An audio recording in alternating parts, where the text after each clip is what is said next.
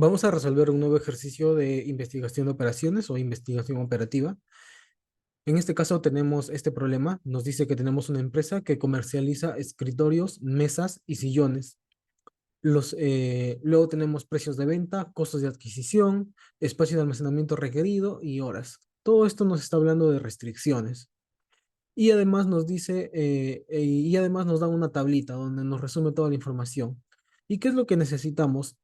Nos dice que debemos planificar nuestras compras para el siguiente periodo y nos dice que tenemos un almacén que tiene una capacidad de 250 metros cúbicos y además tenemos una fuerza de venta de 150 trabajadores que elaboran 8 horas diarias y un presupuesto. Y aquí nos dicen suma dígitos de tu código de la universidad, ¿no? Aquí podemos poner podemos inventarnos alguna información, ¿no? ¿Por qué hacen esto? Esta es una pregunta de examen. Usualmente suelen hacer esto para que cada alumno tenga una respuesta distinta y pues no exista plagio, ¿no? Podemos poner un número aleatorio y si es que tienes un ejercicio similar, simplemente lo haces con tu propio código o con los números que a ti te hayan dado, ¿no? Eh, bueno, este ejercicio lo vamos a resolver con el método extendido, ya que si lo hiciéramos con el método compacto, solo tendríamos un set de datos que sería los muebles. Los de aquí son propiedades de estos mismos muebles, no corresponden, no tendrían un set independiente o si lo haríamos sería innecesario. Y con el método extendido, este ejercicio saldría mucho más rápido. Ojo, es por el ejercicio. Realmente hay otros ejercicios donde sí tenemos varios sets de datos que sí tendrían que ser con el método compacto. Entonces, lo primero que vamos a hacer es definir vamos a poner aquí tres comentarios para nuestras tres variables que vamos a utilizar. Eh, Nosotros nos están pidiendo planificar compras. Entonces, obviamente vamos a comprar lo que vamos a vender. Entonces, ¿qué vendemos? Escritorios, mesas y sillones. Va a ser la cantidad de escritorios. Y se me pasó, cantidad de escritorios. Vamos a poner una M por cantidad de mesas.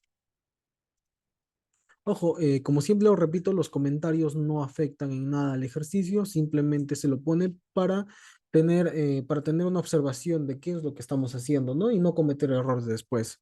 Y ese va a ser la cantidad de sillas, cantidad de sillas. Y con eso ya nosotros lo tenemos más claro qué va a ser cada variable, ¿no? Una vez que tengamos ya claro qué va a ser cada variable, vamos directamente, como es el método extendido, directamente definimos la función objetivo. ¿Qué necesitamos maximizar? Lo que necesitamos maximizar es utilidades. Siempre yo digo, cuando hablamos de dinero, lo que vamos a buscar maximizar siempre va a ser el dinero que vamos a ganar. Entonces, ¿de qué se componen las utilidades? Las utilidades se va a componer de ingresos menos gastos. Gastos.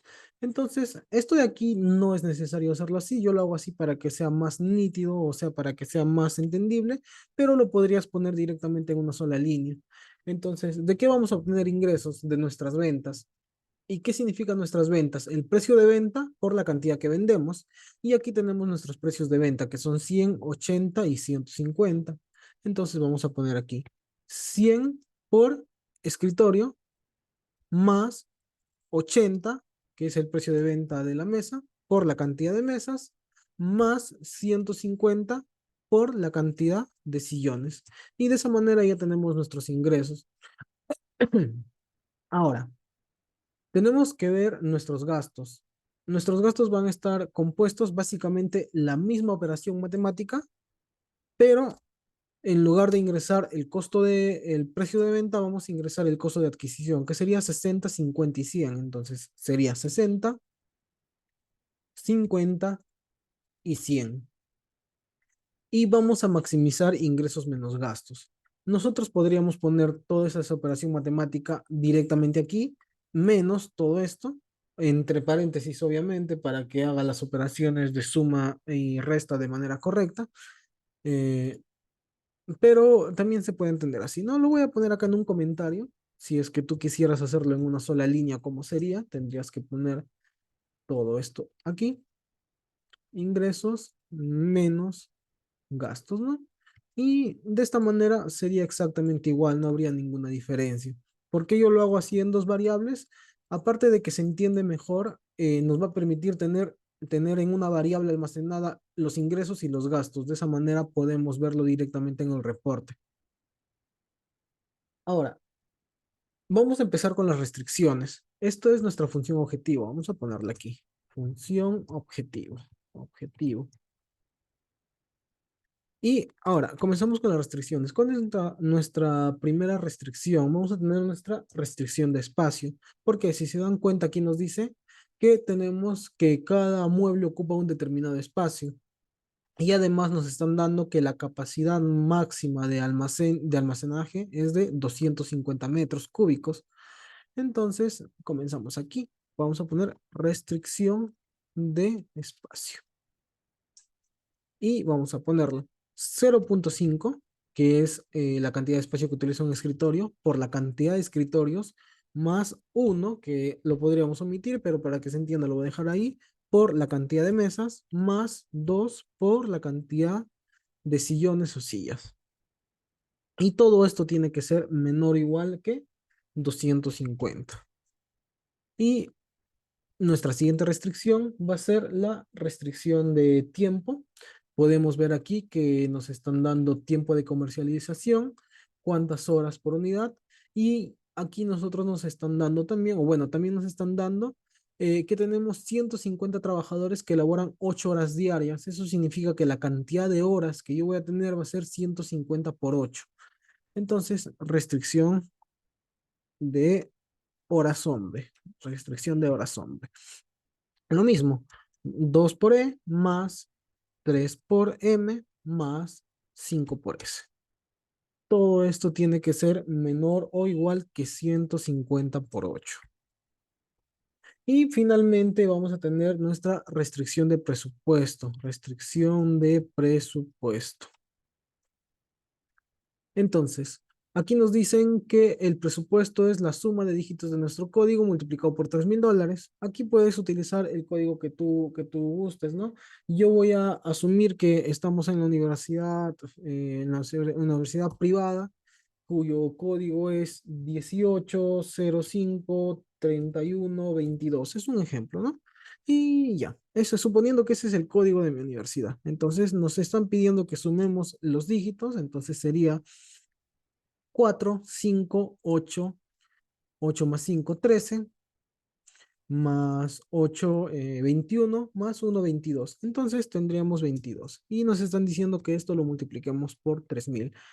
Ojo que este dato te pide, obviamente en este caso lo hacen para que no, los alumnos no se copien entre ellos, ¿no? En los ejercicios, pero básicamente la resolución es la misma. Entonces tenemos que el presupuesto va a ser 60. ¿Por qué 60? Porque este es el costo de adquisición. El costo de adquisición también lo utilizamos aquí en la restricción de gastos. O sea, básicamente los gastos no tienen que exceder al presupuesto. Podríamos utilizar directamente esta variable para no tener que escribir lo mismo. Digo que gastos tiene que ser menor o igual que el presupuesto. ¿Cuánto es el presupuesto? 22 por 3,000, lo que hemos calculado aquí. Si es que yo no hubiera declarado esta variable gastos, tendría que copiar todo esto, ¿no? Todo esto. Tendría que copiarlo aquí de esta manera. Todo esto menor o igual que 22 por 3,000. Que también es una forma válida de hacerlo, pero bueno, yo prefiero declarar variables y de esa manera más cómodo. Todo lo que está comentado son otras formas de hacerlo, ya como voy explicando.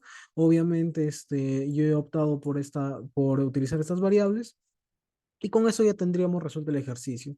Si yo le doy a solucionar, aquí me va a salir que mi valor objetivo es de 20,000, que significa que voy a tener unas ganancias de 20,000. O la ganancia óptima es 20,000, ¿no? Yo podría utilizar otras combinaciones. Entonces, ¿qué nos están pidiendo aquí? Bueno, comencemos con lo más simple. Nos están diciendo que tenemos que definir correctamente las variables. Al definir correctamente las variables, se está refiriendo básicamente a esto, ¿no? Tener una variable para la cantidad de escritorios, una variable para la cantidad de mesas, una variable para la cantidad de sillas. Estos ingresos y gastos es algo, una manera que yo lo trabajo. No, no necesariamente se tiene que ser así, pero yo lo veo más ordenado. plantear correctamente las restricciones. Aquí estamos planteando las tres restricciones. Luego nos está pidiendo plantear correctamente la función objetivo maximizando las ganancias. Justamente maximizar las ganancias es ingresos menos gastos, lo que ya les había explicado, ingresos menos gastos. Nos dice presentar la solución y hay que hacer conclusiones. Bueno, la solución es esta y vamos a hacer conclusiones.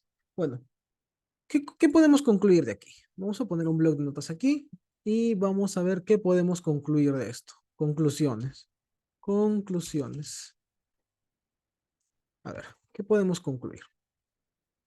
En primer lugar, concluimos que la ganancia óptima o la ganancia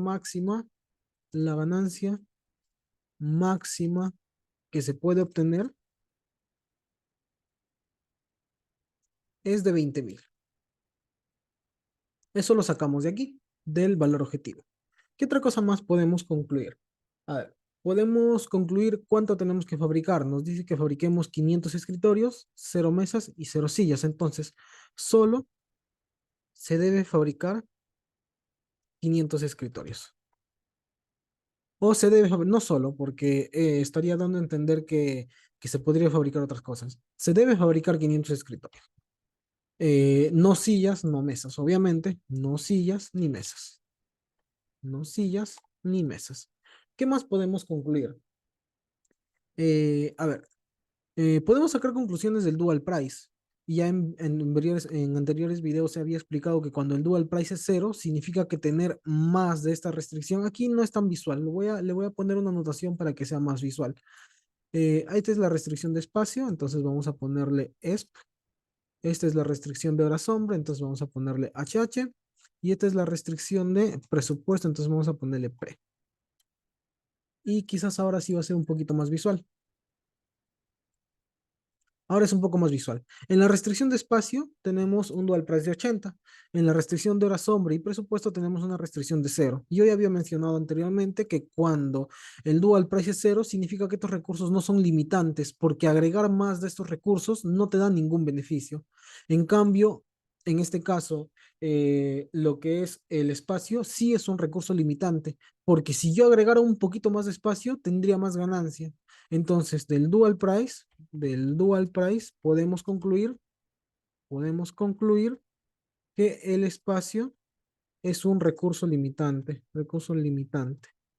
Tener un metro cuadrado, o bueno, cúbico, más de espacio,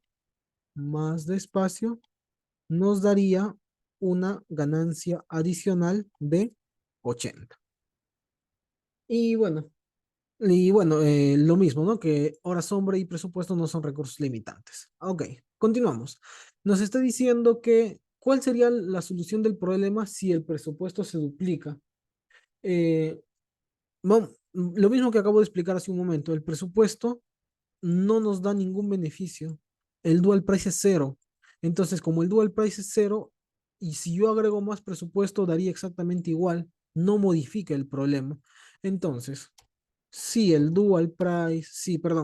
presupuesto se duplica, no cambia o no afecta de ninguna manera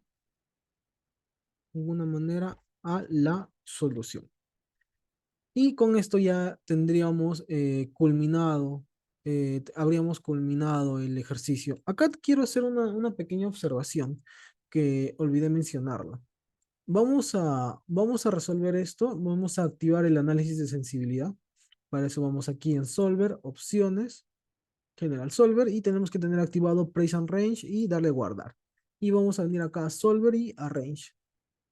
En el análisis de sensibilidad nos dice que el presupuesto se puede aumentar de manera infinita, sin modificar la solución óptima.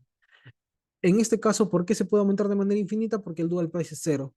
Entonces, no afectaría la solución óptima. Esta es otra forma de verificar esto, ¿no?